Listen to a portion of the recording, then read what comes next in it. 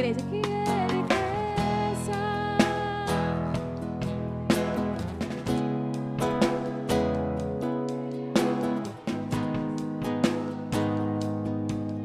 Nostrosa com a sua glória e todo o seu amor, infinita humildade.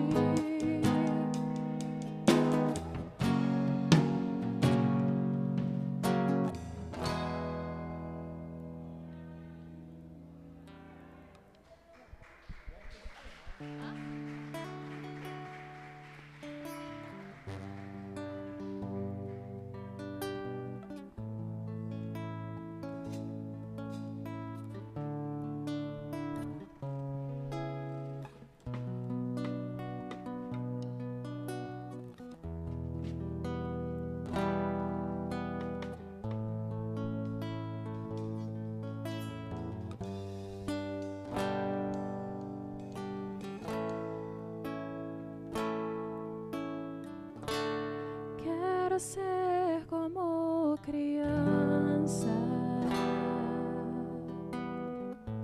te amar pelo que és,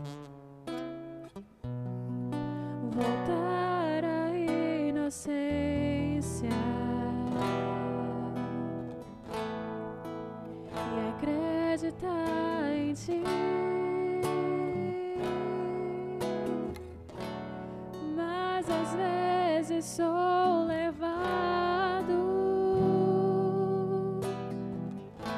pela vontade de crescer. Torno-me independente e deixo de simplesmente crer.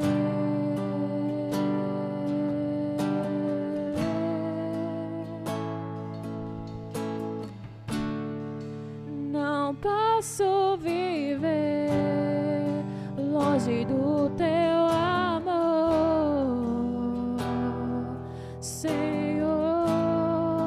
Não posso viver longe do teu afago, Senhor. Não posso viver longe do teu abraço, Senhor.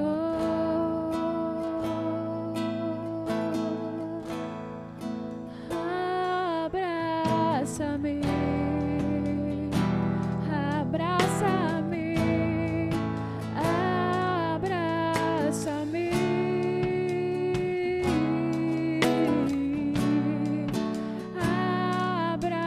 abraça-me, Senhor, com teus braços de amor. Quero ser como criança, te amar pelo que és, voltar à inocência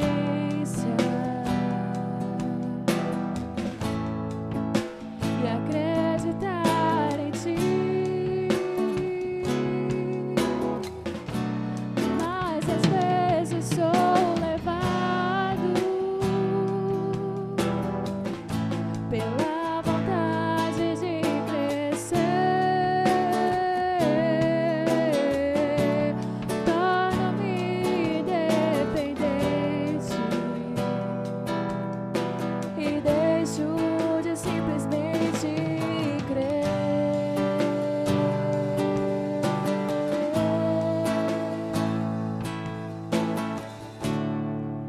Não posso viver longe do teu amor, Senhor.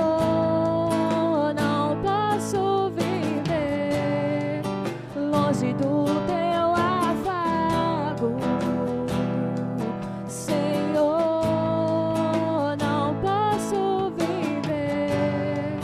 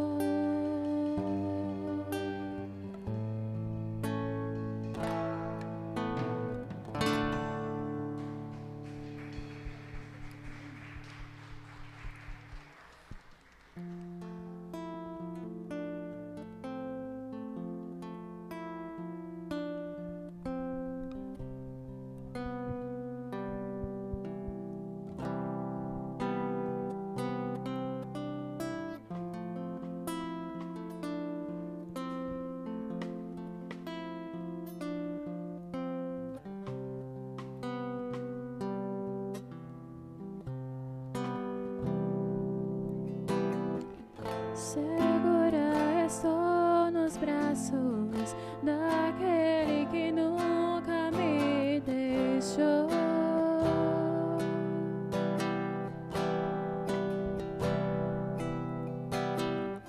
Seu amor perfeito sempre esteve repousando em mim.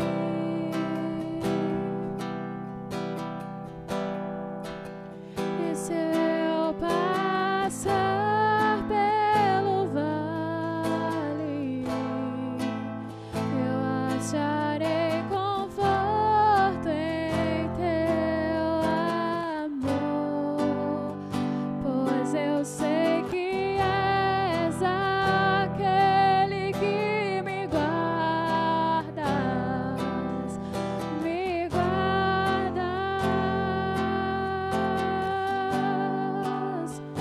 Em teus braços é o meu descanso.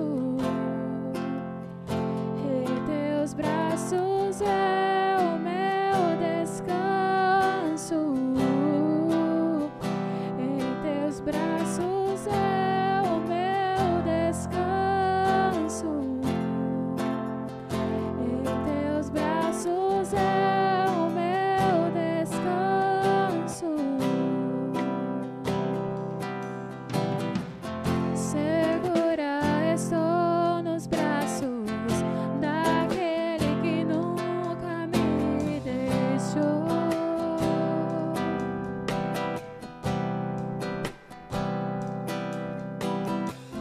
Seu amor perfeito sempre esteve repousando em mim.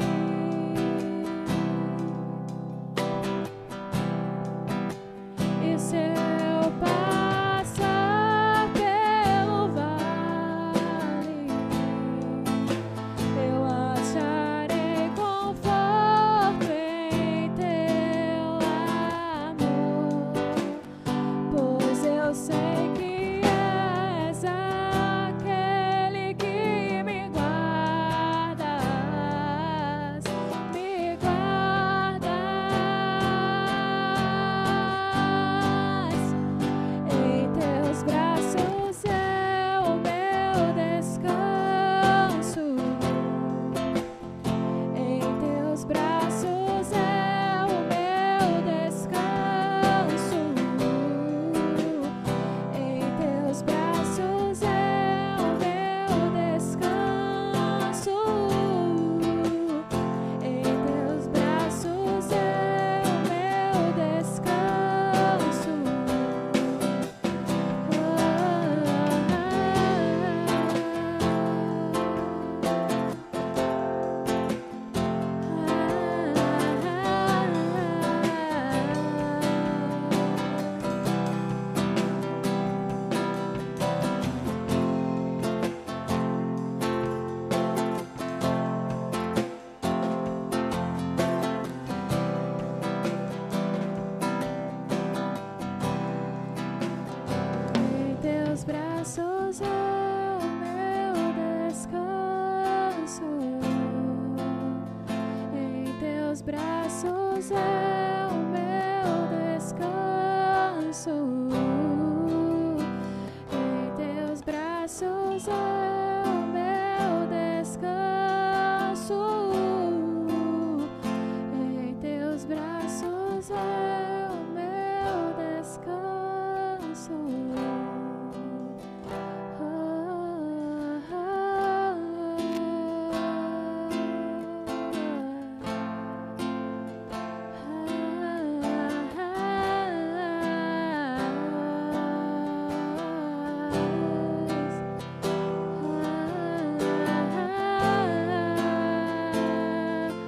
Meu descanso.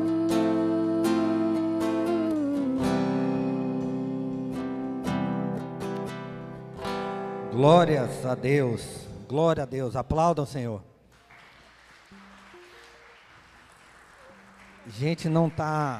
A gente tá com algumas restrições, mas não está proibido nem louvar, nem aplaudir ao Senhor, tá? Então, sintam-se à vontade de louvar e de aplaudir ao Senhor. Vamos abrir as nossas Bíblias em Tiago 5, a partir do 13. Tiago 5, a partir do 13.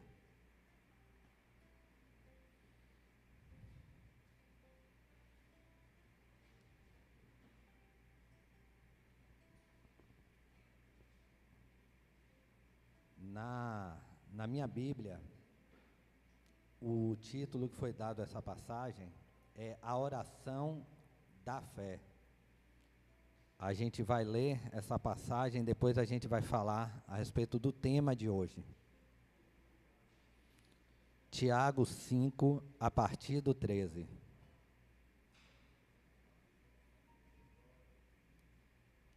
Glória a Deus. Entre vocês, alguém que está sofrendo, que ele ore. Alguém que se sente feliz, que ele cante louvores.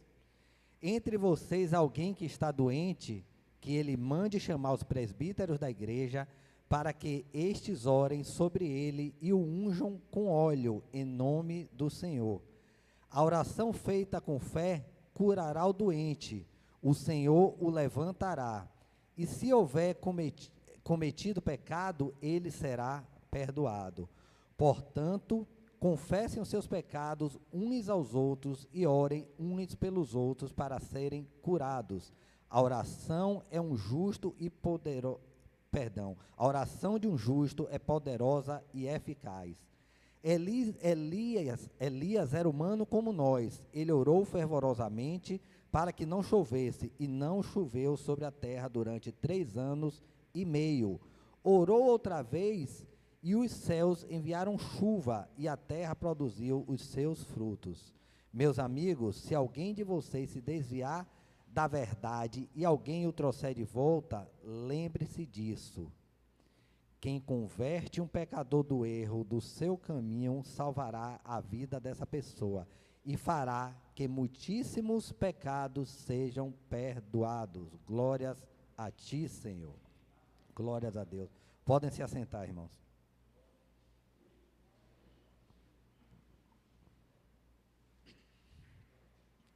O tema de hoje é: confessar as nossas culpas é importante. Confessar as nossas culpas é importante. E esse trecho que a gente acabou de ler, ele fala pelo menos 2 vezes aí de confessar culpa, e ele fala mais que isso, né? Ele fala que aquele que fizer converter do erro do seu caminho um pecador, salvará da morte uma alma e cobrirá uma multidão de pecados. Ou seja, mais do que a questão relacionada a gente realmente entender que nós temos culpa, fazer a gente reconhecer a nossa culpa, existe também nesse propósito, existe também nesse ato, nessa atitude, a questão de você estar contribuindo para que outras pessoas serem salvas. A gente vai desenvolver isso durante a palavra. O que eu queria deixar claro aqui é o seguinte: a gente vai começar dizendo o seguinte, eu costumo dizer, independente da questão trazida pela Bíblia, independente do que a gente vai abordar aqui, mas uma questão prática e pessoal minha, que é o seguinte: a gente só consegue melhorar em qualquer situação nossa, da nossa vida, seja ela na relação amorosa, no casamento, seja ela na relação profissional, seja ela no estudo, seja ela na relação dentro da igreja, seja na relação com Deus, se a gente partir de um princípio que é entender que a gente está errado, e a partir desse entendimento que a gente está errado, a gente buscar melhorar. Eu costumo dizer, eu tenho um filho de 9 anos, e como toda criança de 9 anos, ele tem sempre aquela questão de, a culpa não foi minha. E eu costumo dizer para ele, João, enquanto você não entender que você está fazendo alguma coisa de errado, você não vai conseguir melhorar. A primeira coisa para que a gente possa melhorar, para que a gente possa se transformar, é entender que existe alguma coisa de errado. A pessoa que, por exemplo, ela é viciada, ela só consegue passar por um tratamento eficaz quando ela reconhece que ela é viciada, que ela precisa de um tratamento. A pessoa que tem qualquer tipo de vício, ela só tem realmente a possibilidade de vencer esse vício se ela reconhecer que existe aquele vício e que precisa melhorar. Então, na nossa vida é assim, a gente só consegue melhorar alguma coisa se a gente entender que existe a necessidade de melhorar. Enquanto a gente estiver dando desculpa para algo de errado que a gente está fazendo, é impossível a gente melhorar, é impossível a gente ser transformado, porque a gente não está enxergando o erro. E, na verdade, o que essa palavra vem nos trazer hoje é exatamente isso. Confessar nossas culpas é importante. E a gente vai trazer isso à luz da Bíblia. A gente vai trazer isso, a Bíblia mostrando para a gente isso que eu acabei de falar aqui para vocês. Então, a gente precisa entender, a primeira coisa, a gente precisa reconhecer que a gente está errado, a gente precisa reconhecer que a gente precisa melhorar. Primeiro ponto. E o segundo ponto, que a gente vai também ilustrar aqui na Bíblia, e aí a gente já vai abrir e ler João 8, a partir do 1. Tá? A gente vai se apegar, a gente vai realmente hoje se focar no primeiro ponto, que é realmente reconhecer o erro da gente. Mas aí eu quero mostrar para vocês, inclusive dentro da Bíblia, que não basta reconhecer o erro. Esse é o primeiro passo. Existe um segundo passo que a gente vai ler aqui em João 8, a partir do 1.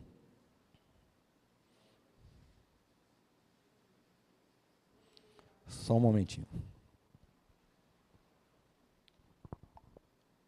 João 8, a partir do 1, está escrito o seguinte: Jesus, porém, foi para o Monte das Oliveiras, e pela manhã cedo tornou para o templo, e todo o povo vinha ter com ele, e assentando-se, os ensinava. E os escribas e fariseus trouxeram-lhe uma mulher apanhada em adultério. E pondo-a no meio, disseram-lhe: Mestre, essa mulher foi apanhada no próprio ato adulterando. E na lei nos mandou Moisés que tais sejam apedrejados. Tu, pois, o que dizes? Isto diziam eles, tentando-o para que tivesse de que o acusar. Mas Jesus, inclinando-se, escrevia com o dedo na terra. E como insistiam, perguntando-lhe, endireitou-se e disse-lhe: aquele que de entre vós está sem pecado, seja o primeiro que atire pedra contra ela. E tornou-se a inclinar-se e escrevendo na terra. Quando ouviram isto, redarguidos de consciência, saíram um, a começar pelos mais velhos até os últimos. Ficou só Jesus e a mulher que estava no meio. E endireitando-se Jesus, e não vendo ninguém mais do que a mulher, disse-lhe: Mulher, onde estão aqueles teus acusadores? Ninguém te condenou? E ela disse: Ninguém, Senhor. E disse-lhe Jesus: Nem eu também te condeno. E aí vem a palavra que eu quero destacar nessa passagem: vai-te e não peques mais. Vai-te e não peques mais. Gente, esse é o segundo passo. Você reconhecer que você está errado é o primeiro passo, é essencial, é necessário, precisa ser feito. Porém, se você não entender que não é mais para fazer, não adianta você reconhecer o erro. Você entender que você tem um defeito, que você tem um vício, que você tem algo que está lhe atrapalhando, e você simplesmente não entender que não basta você reconhecer, mas que você precisa mudar, que você precisa ser transformado e que você tem que deixar de fazer aquilo, nada vai adiantar. E aí o segundo ponto é esse que eu queria chamar a atenção. Importante, é preciso reconhecer, é preciso confessar que existe algo errado que precisa ser mudado, mas principalmente é preciso querer mudar. É preciso que não se repitam os erros.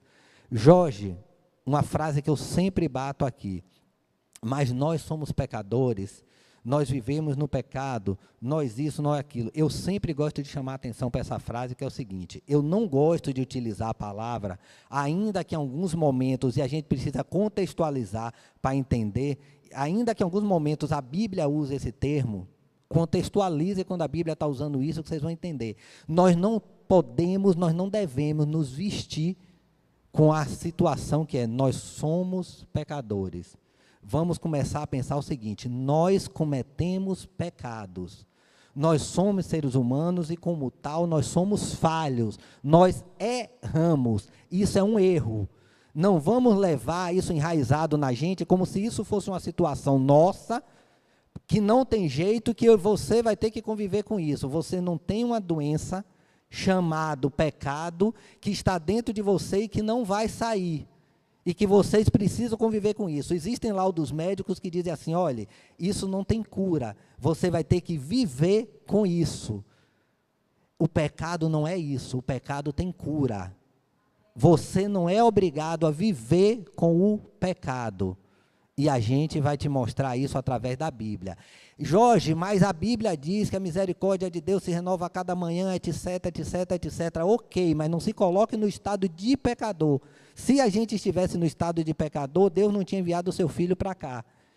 Ele enviou para que a gente fosse salvo, para que esse estado de pecador deixasse de existir. Ah, e quando eu pecar? Aí a gente vai ler na Bíblia.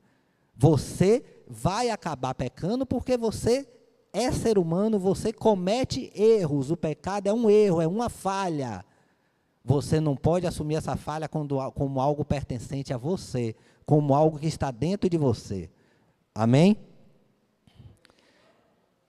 E aí eu queria ler uma passagem que fala claramente sobre essa relação que eu falei aqui com vocês. Primeiro, reconhecer os erros, reconhecer o pecado, e segundo, você entender que você não tem que mais fazer. Está em Provérbios 28, 13. Provérbios 28, 13, que diz o seguinte: o que encobre as suas transgressões nunca prosperará, mas o que as confessa e deixa alcançará misericórdia. Eu vou ler de novo. O que encobre as suas transgressões nunca prosperará. Aquele que não assume que está errado e que precisa melhorar, nunca vai melhorar. Mas, porém, todavia, o que as confessa e deixa, alcançará misericórdia. Então, o que é que a gente acabou de ler aqui agora? O pecado, os nossos erros, as nossas transgressões são passíveis de serem deixadas de lado. A gente acabou de ler pela Bíblia que os nossos erros, as nossas transgressões são passíveis de serem deixados de lado, ou não estaria escrito aqui. Mas o que confessa e deixa, alcançará misericórdia. Então é possível de serem deixadas. A Bíblia está dizendo que é possível. Então aquele erro que nós cometemos, seja lá qual for, seja um vício que a gente tenha, seja um mau costume que a gente tenha, seja o que for, é passível de ser deixado. Está escrito na Bíblia. Ou Deus não estaria falando através da palavra dele aqui, e deixa. Então é possível. Não existe pecado que nós tenhamos, não existe erro que nós tenhamos, não existe transgressão que nós tenhamos que não seja passível de ser deixado. E aí, mas isso nos traz um questionamento que é o seguinte: Jorge, mas isso de errar e pedir perdão, errar e pedir perdão, errar e pedir perdão, nos leva a um ciclo vicioso. Porque fica muito fácil viver dessa forma. Eu hoje cometo um pecado, peço perdão a Deus. Deus é misericordioso, reconhece. Amanhã eu cometo o pecado, peço perdão a Deus. Ele é misericórdia, ele reconhece. Isso vira um ciclo vicioso e isso não acaba. Será que isso está certo? A Bíblia também nos responde. Jeremias 17, 10. Jeremias 17, 10.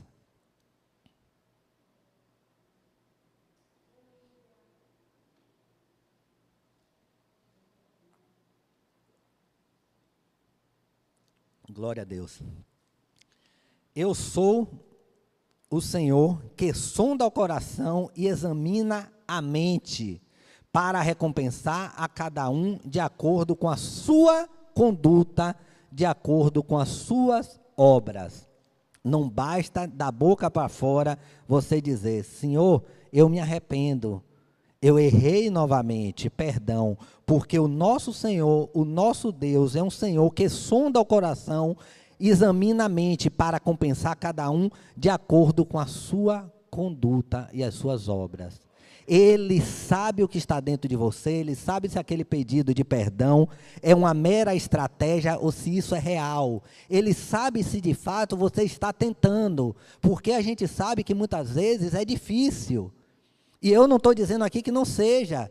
A gente tem determinados costumes, determinadas coisas que a gente faz, determinados erros que a gente comete, que não é fácil, que de fato a gente precisa da ajuda do Senhor, mas Ele sonda o seu coração, e aquele erro que você está cometendo, porventura, diariamente, porque você está tentando e não está conseguindo, Ele sabe do seu coração, Ele sabe que você está tentando.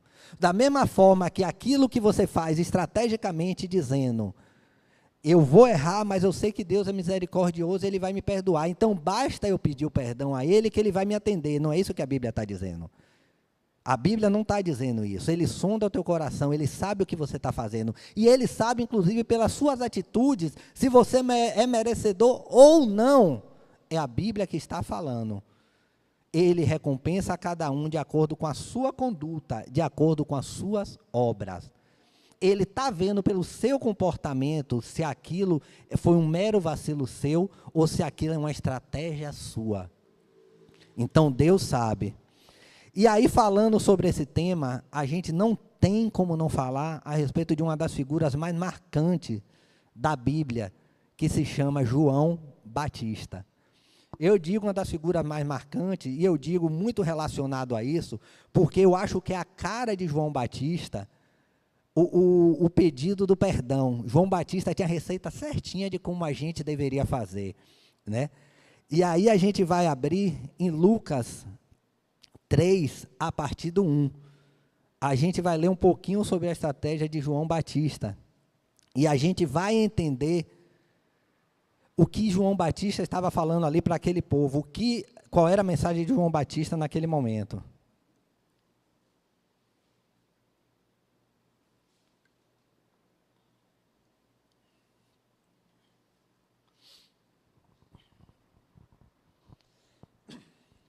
Lucas 3, a partir do 1.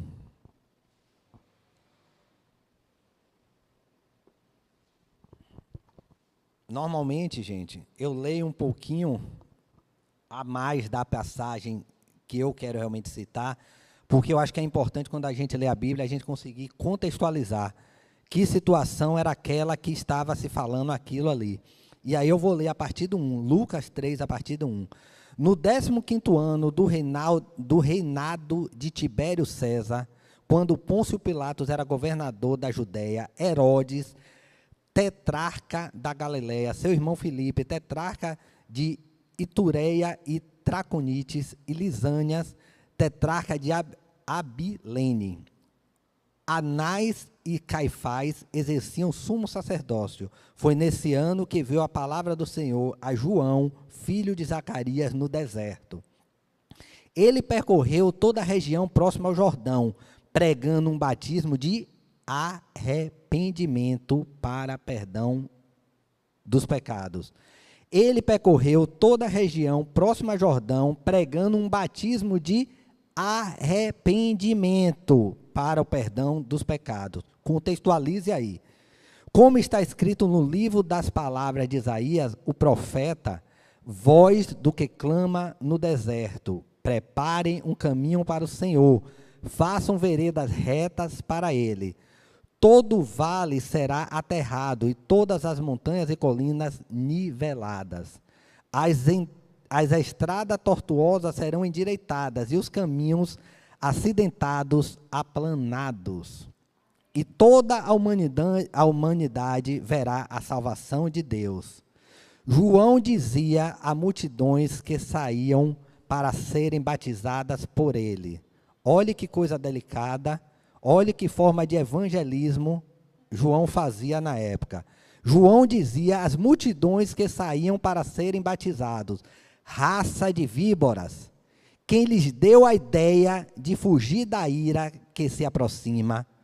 Deem fruto para que mostrem o arrependimento. Vou ler de novo. Deem frutos para que mostrem o arrependimento. E não comecem a dizer a si mesmo: Abraão é nosso pai. Pois eu lhe digo que cada destas pedras Deus pode fazer surgir filhos de Abraão. Glória a Deus. Gente, o que João está dizendo aqui é o seguinte. Ele fala exatamente o que a gente leu anteriormente. Deem frutos que mostrem o arrependimento. O que ele está dizendo aqui é: não fiquem falando que se arrependem. Mostre que vocês estão arrependidos. Não venha com aquele papinho furado de Abraão é nosso pai. Sabe o que é que parece o papinho furado de Abraão é nosso pai? As famosas carteiradas. Você sabe quem eu sou? Você sabe que posição eu tenho no ministério? Você sabe de quem eu sou filho? Você sabe de quem eu sou pai? Essas são as famosas carteiradas. O que João Batista estava dizendo lá atrás era isso, não venha da carteirada não importa quem você é não. Aí ele diz aqui, Deus pode fazer filhos, pois eu lhe digo que destas pedras Deus pode fazer surgir filhos de Abraão, ou seja, filhos de Abraão aqui é indiferente, eu quero ver o que vocês estão fazendo, eu quero ver as suas atitudes. E olhe que no início, olhe como ele chama de uma forma delicada aquela multidão, raça de víboras. E olhe, quem lhes deu a ideia de fugir da ira que se aproxima, ou seja, não tem jeito, vocês vão ter que encarar. E não adianta vocês dizerem que estão arrependidos, mostrem que estão arrependidos. Não adianta de quem você é filho, de quem você é pai, e aí eu vou estender. Eu sou filho do Deus Altíssimo, mostre que você é filho do Deus Altíssimo. Eu sou no ministério posição tal, mostre as suas atitudes. É isso que João Batista está falando, não é Jorge. Jorge não tem nada a ver com isso. Jorge está lendo Lucas 3, numa passagem onde a gente está mostrando o que João Batista, aquele que andava lá no deserto, com aquelas roupas bonitas, comendo aquelas maravilhas, andava dizendo.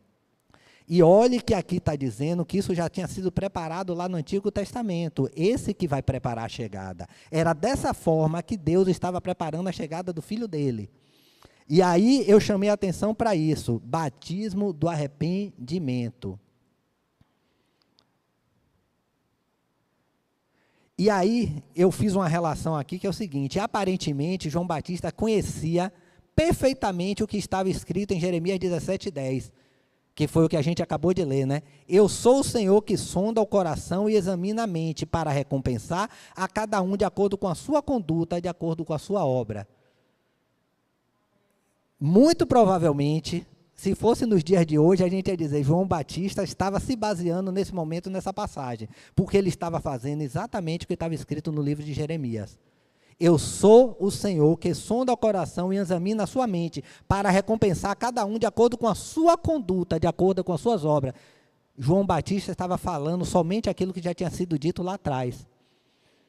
Ele não estava inventando nada. Para aqueles que achavam que João Batista era um louco, ele só estava fazendo cumprir aquilo que já tinha sido dito lá atrás. Ele estava cumprindo o que estava escrito nas Escrituras. E aí, eu chamei importância aqui para um fato. O batismo de João Batista não tirava o pecado.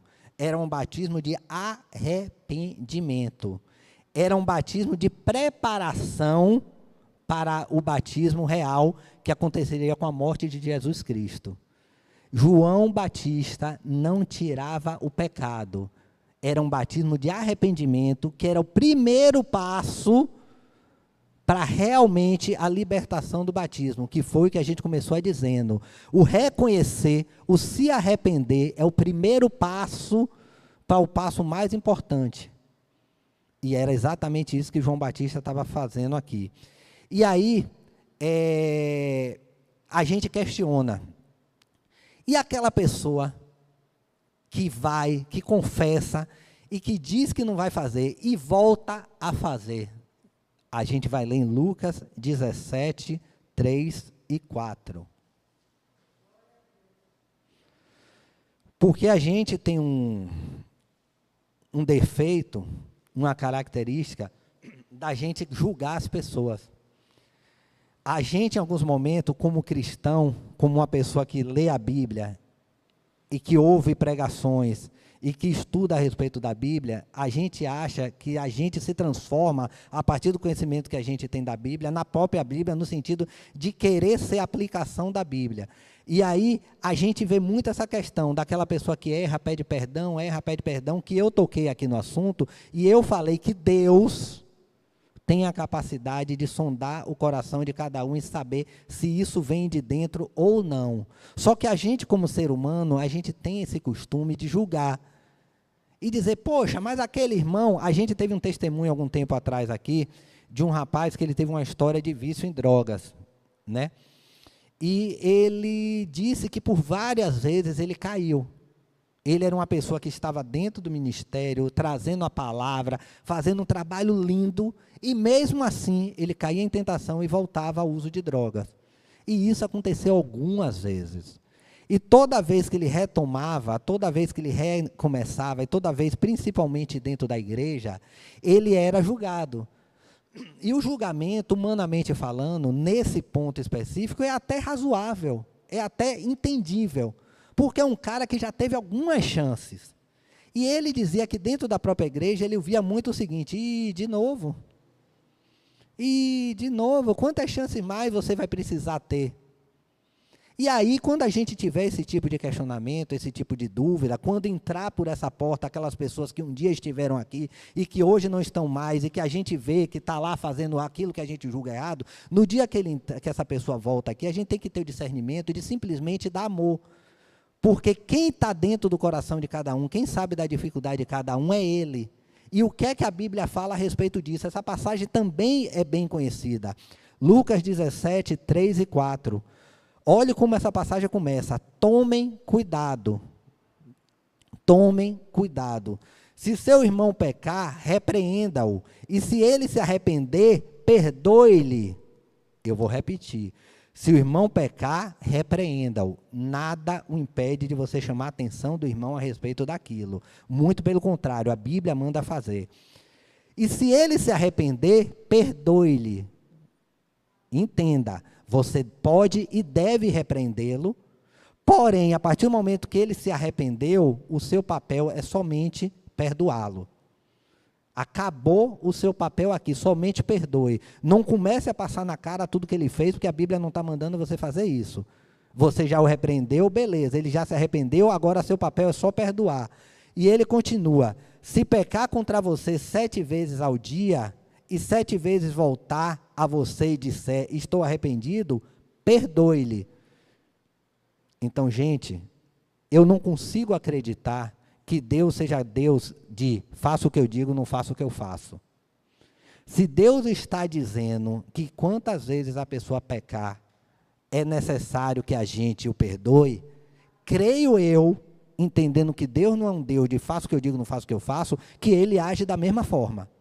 Então, o que ele está dizendo é o seguinte, não importa quantas vezes você pecou, quantas vezes forem necessário, perdoe, e quantas vezes forem necessário, você vai ser perdoado. Desde que esse perdão seja real e que haja o arrependimento e que haja o desejo no coração de não tornar a cometer aquele erro. Então, não importa, não é papel nosso julgar. E todo mundo conhece essa passagem, então, tal do 7 vezes 70, vezes não sei quanto, vezes 1000, vezes 1 trilhão lá. O que ele quer dizer ali não é o número do 7 vezes quanto seja lá. O que ele quer dizer é que quantas vezes forem precisas, perdoe. Quantas vezes foram necessário, perdoe. Você não tem o direito de julgar. Você não tem o direito de passar na cara. Você não tem o direito de questionar. E o contrário também é verdadeiro. Ninguém tem o direito de lhe julgar. Ninguém tem o direito de lhe questionar. Ninguém tem o direito de passar em sua cara. Porque isso não está escrito na Bíblia. Isso não é bíblico. O que a Bíblia diz é simplesmente, se ele se arrepender, perdoe. Perdoe. E ninguém aqui perguntou e nem ele tocou no assunto, independente do pecado, ele não falou aqui do pecado. Eu estou falando pecado, gente, mas vamos trazer isso para a realidade, vamos usar erro, ou seja lá o que for que vocês queiram usar aí. Contextualize na forma que vocês entendam melhor dessa forma. Mas entenda o seguinte, quantas vezes você errar, você tem o direito de ser perdoado, desde quando esse arrependimento seja real e verdadeiro. E aí, existe uma questão, é fácil?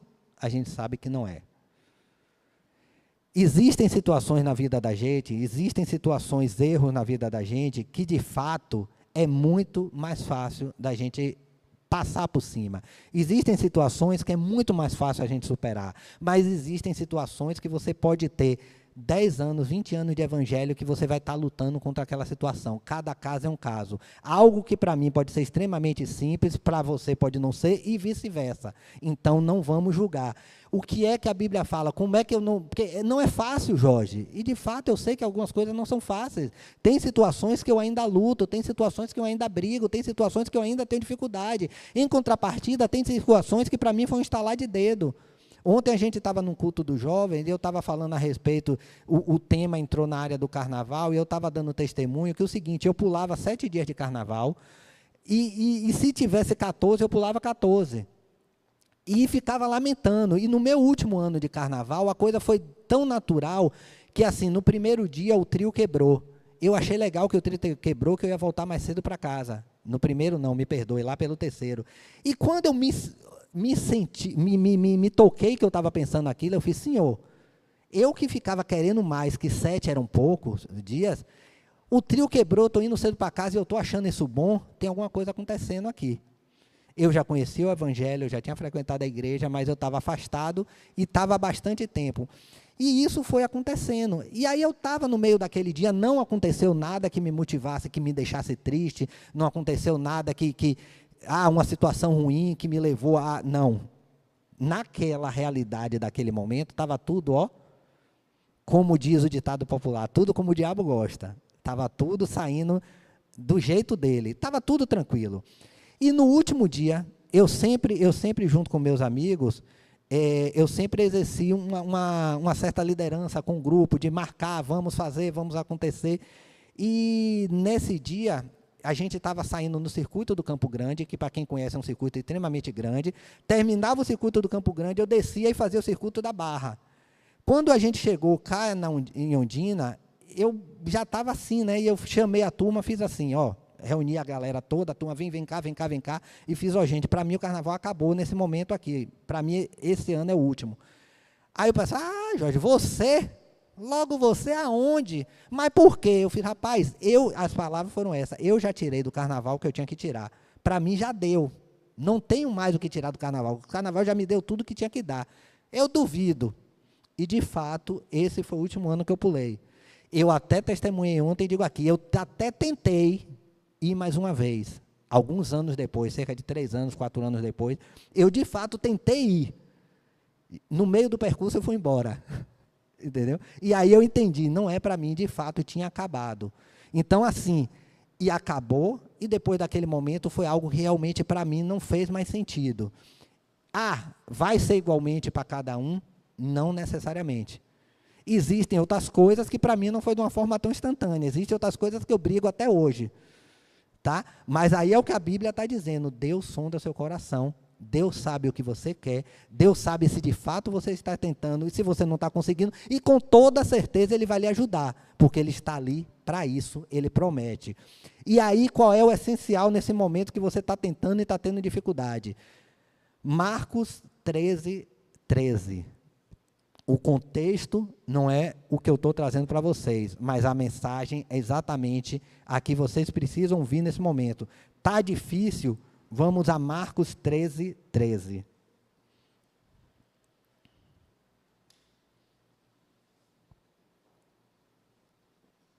O contexto é outro, repito, mas a mensagem se encaixa perfeitamente.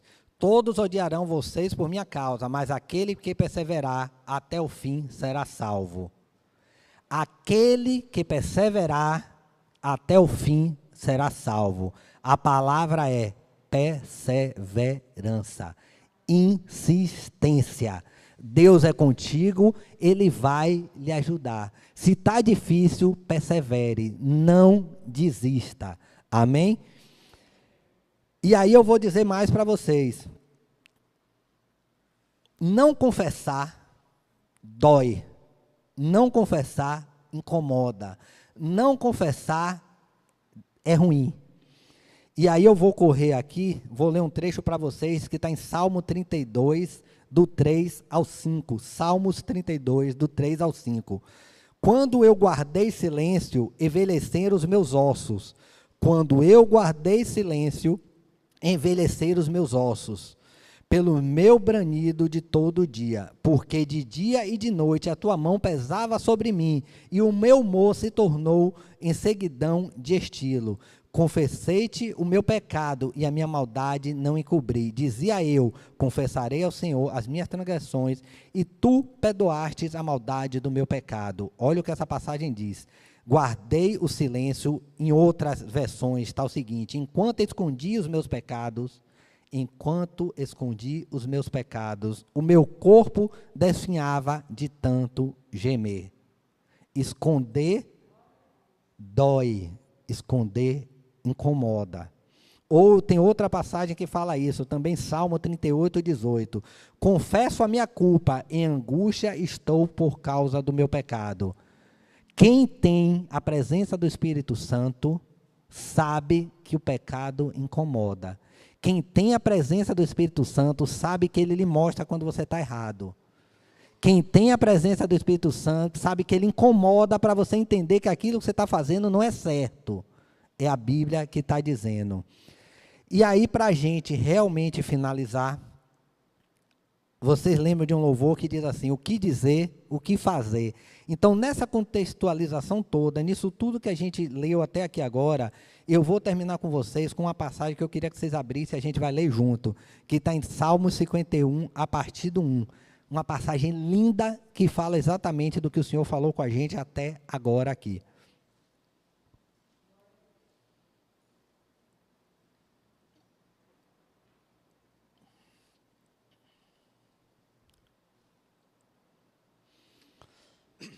Amém? Salmo 51, a partir do 1. Prestem atenção, palavra por palavra. Se a versão de vocês estiverem diferente, não muda a mensagem que o Senhor quer trazer para vocês. E olhe como isso se encaixa exatamente naquilo que o Senhor nos falou durante toda essa noite aqui. Salmo 58, ou 51, a partir do 1.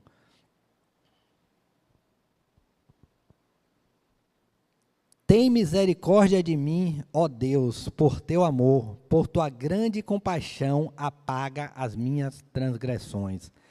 Lava-me de toda a minha culpa e purifica-me do meu pecado. Pois eu mesmo reconheço as minhas transgressões, e o meu pecado sempre me persegue. Contra ti, só contra ti, pequei e fiz o que tu reprovas. De modo que justa é a tua sentença, e tens razão em condenar-me. Sei que sou pecador desde que nasci, sim, desde que me concebeu minha mãe. Sei que desejas a verdade no íntimo, e no coração me ensinas a sabedoria. Purifica-me com isso. Me perdoe, mas inclusive eu ia traduzir eu ia traduzir isso, se alguém souber, me ajude. Foi uma falha minha que eu não traduzi isso aí. Purifica-me com isopo e ficarei puro. Lava-me e mais branco do que a neve serei. Faze-me ouvir de novo júbilo e alegria, e os ossos que esmagaste exultarão. Esconde o rosto dos meus pecados e apaga todas as minhas iniquidades. É possível apagar. Cria em mim um coração puro, ou seja, transforma-me, ó Deus, e renova dentro de mim um espírito estável. Não me expulses da tua presença, nem tires de mim o teu santo espírito. Devolva-me a alegria da tua salvação e sustenta-me com um espírito pronto a obedecer. Então ensinarei os teus caminhos aos transgressores, para que os pecadores se voltem para ti. Gente, é impressionante essa passagem, eu vou continuar lendo, mas me chamou a atenção aqui uma coisa. Ele está clamando pela ajuda de Deus, ele está clamando que Deus não saia da presença dele. Ainda assim, durante esse clamor dele, ele pensa no próximo. Devolve-me a alegria da tua salvação e sustenta-me com o espírito pronto a obedecer. Então ensinarei os teus caminhos aos transgressores, para que os pecadores se voltem para ti. Livra-me da culpa dos crimes de sangue, ó Deus, Deus da minha salvação, e a minha língua aclamará a tua justiça. Ó Senhor, dá palavras aos meus lábios, e a minha boca anunciará o teu louvor. Não te deleitas em sacrifício, nem te agradas em holocaustos, senão eu os traria. Os sacrifícios que agradam a Deus são espírito quebrantado, um coração quebrantado e contrito, ó Deus, não desprezarás. Eu vou repetir. Os sacrifícios que agradam a Deus são um espírito quebrantado, um coração quebrantado e contrito. Deus não despreza a gente.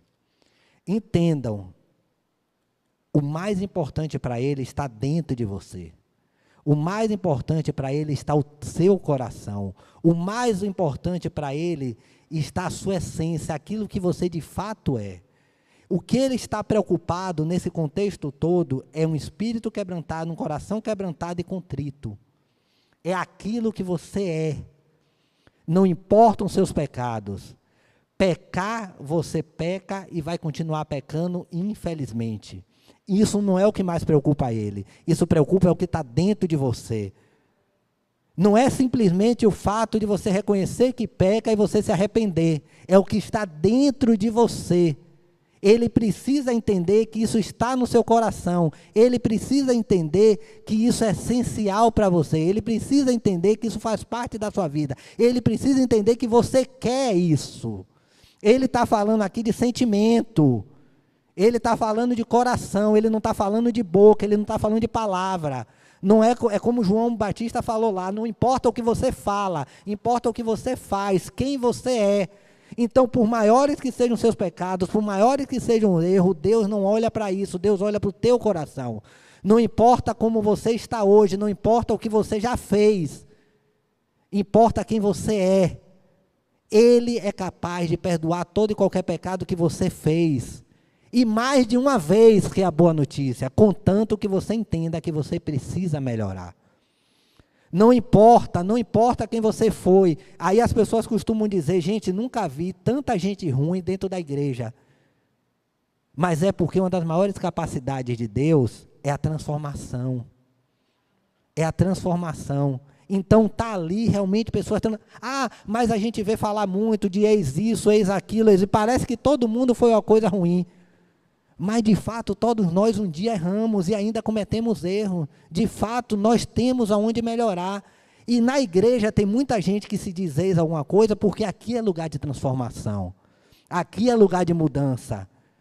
Porque aquele único que é capaz de te julgar, aquele único que é capaz de entender o que está dentro do seu coração é Deus.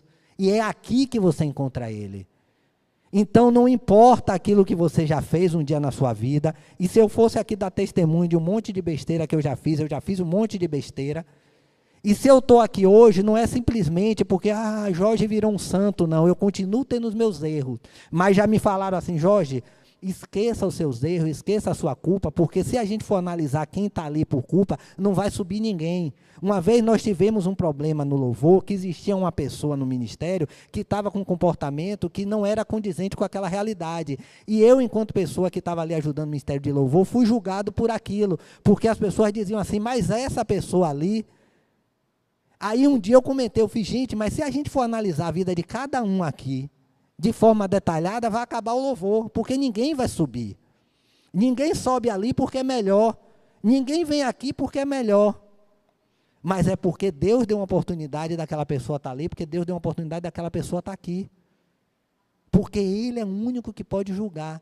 E se a gente se fecha para essas pessoas, muitas vezes a gente está deixando de ser, inclusive, abençoado por essas pessoas. Porque a gente está entendendo que a pessoa tem capacidade ou não tem. As escolhas de Deus... Na sua grande maioria, se a gente olhar, não tem lógica. Eu já falei isso. Quem, em sã consciência, de nós aqui, escolheria Saulo, um perseguidor de crente, para levar a palavra para crente? Se entrasse aqui uma pessoa perseguidora de crente, quem aqui, em sã consciência, iria botar ela aqui para trazer a palavra? Ninguém iria. Iria, Jair? Não iria. As escolhas, quem iria escolher? Uma jovem virgem, para ser a mãe de Jesus Cristo, em sã consciência isso. A mãe de João Batista era uma senhora estéril. Então, as escolhas de Deus para nós humanos realmente não fazem sentido nenhum, porque Deus é diferente. Então, vamos parar de julgar as pessoas e, principalmente, que o que Deus quer trazer hoje aqui, vamos parar de nos julgar. Vamos entender que nós somos capazes de chegar onde Ele quer que a gente chegue, que é na salvação. Todas essas dificuldades, todos esses embaraços vêm com um único propósito: tirar vocês do caminho da salvação. Me tirar do caminho da salvação, não é outro. Não é tirar do louvor, não é tirar da pregação, não é tirar da posição de obreiro, é tirar da salvação.